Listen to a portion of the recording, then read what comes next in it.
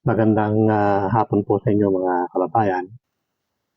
Nawa'y nasa mabuti po kayong kalagayan, sanang dako po ng ating bansa at ng buong mundo at nawa'y ingatan po tayo ng ating Panginoon Diyos sa lahat po ng panahon. Mga kababayan, it's almost 1 month na since August 15 ay wala akong vlogging sa dahilan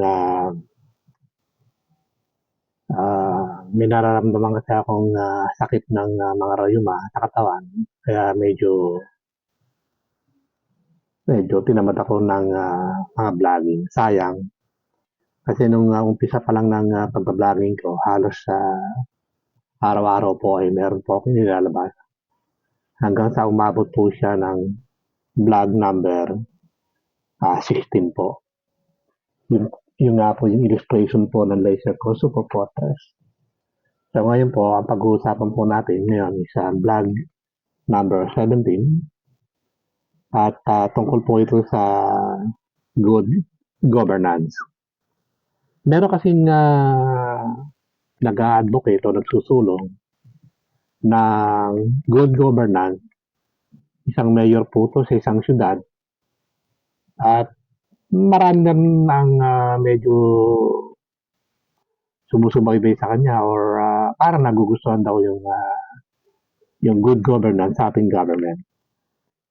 Alam niyo mga kababayan, pag sinabing good governance o yung sa Tagalog po ay mabuting pamamalakad,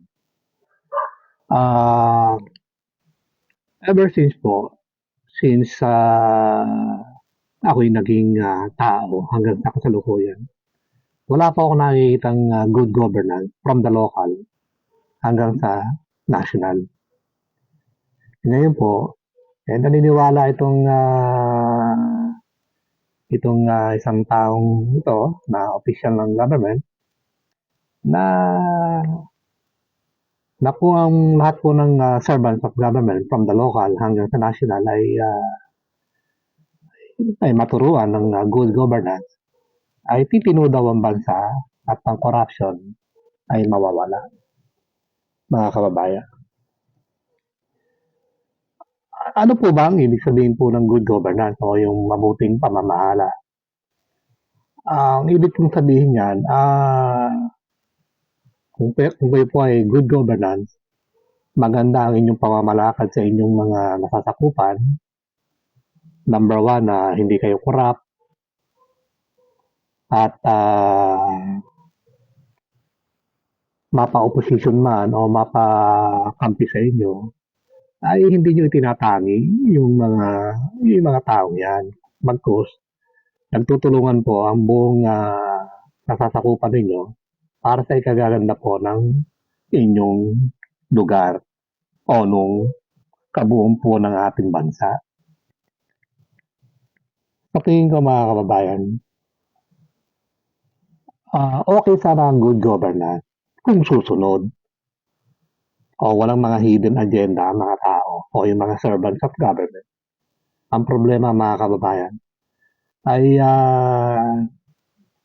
maaaring sa una lang mag-seminar kayo, mag-workshop, okay po yun. Pero sa bandang huli, malabo pong mangyari na siya po ay magkaroon ng good governance. Lalo na kapag ang pera po ang pinag-uusapan, mga projects, mga komisyon, mga hidden agenda. Malabong-malabo po yan. Kaya masasabi ko po dyan, yung good governance na ina-advocate ng isang mayor ng isang syudad ay malabo pong mangyari yan sa kabuuan po. Ngayon, good governance versus laser core super fortress versus good governance. Sa laser core super fortress po, kung ito po ay maging batas o ma-implement ng isang pangulo na merong wisdom or independent president, ay kahit yung mga servants of government from the local hanggang sa national, kahit na hindi ninyo tuturuan yan ng good governance o kahit na wala nang seminar o workshop yan, doon lamang po sa sa laser Kosovo portrait, mapipilitan na po silang gumawa ng kabutihan o ng mabuting pamamahala. Kahit hindi nyo yan turuan ng good governance, hindi nyo na kailangan bantayan pa yan o imbestigahan yung mga taong yan. Dahil sa laser Kosovo portrait, sabi ko nga sa inyo, makikita na po in real time kung ano man ang ginagawa ng tao o ng servants of government, kung mabuti o masama man siya. So, kaya nga expected po dyan, palagi kong sinasabi sa inyo, under laser Kosovo portrait, ay mapipilitan po na gumawa ng mabuting pamamahala ang mga nasasakupan o yung mga servants of government. Hindi na po pwedeng mangyari yung meron pang mga hidden agenda o corruption. So nakikita nyo naman ngayon, taas ng bilihin, hoarding, economic sabotage, pagtatago ng mga bigas, pagtataas po ng mga agricultural products. Yan po ay napakadali pong solusyonan o wakasan ng laser Kosovo portrait. So hindi lamang po makita yan ng ating mga namumuno sa atin, na kung sana ay makita ito at ma-execute, yung mga hoarding na yan, ay mawawala na po yan. Yung mga pagtaas po ng mga bilihin. So alam ko na po ang gagawin niya kung paano po yung wawakasan. Sabi ko naman sa inyo, in a laser Kosovo portrait, everything is documented in real time sa buong population at landmass ng bansa. Kaya wala pong may tatago dyan kahit sino. Kahit na meron kayong mga illegal transaction, corruption, o naglaga kayo ng pera sa ibang bansa, illegal, at gumamit pa kayo ng fictitious name o pangalan pa ng inyong mga kamag-anak, lahat po yan ay mawawakasan na po ng laser Kosovo portrait. Kaya expected po na ang bansa ay magkakaroon po tayo ng tunay na long-lasting peace, prosperity, and security po, mga kababayan. Kaya sa good governance pa rin po, which is ang ating topic, ay malabo pong mangyari yan sa atin sapagkat alam po natin na marami pong mga nagmamahal sa salapi, sa kayamanan.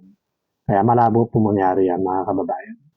Sa laser Kosovo portrait, hindi na po mangyayari kahit na kayo ay walang good governance, mapipilitin po kayong maglingkod sa bayan ng merong kabutihan po, mga kababayan.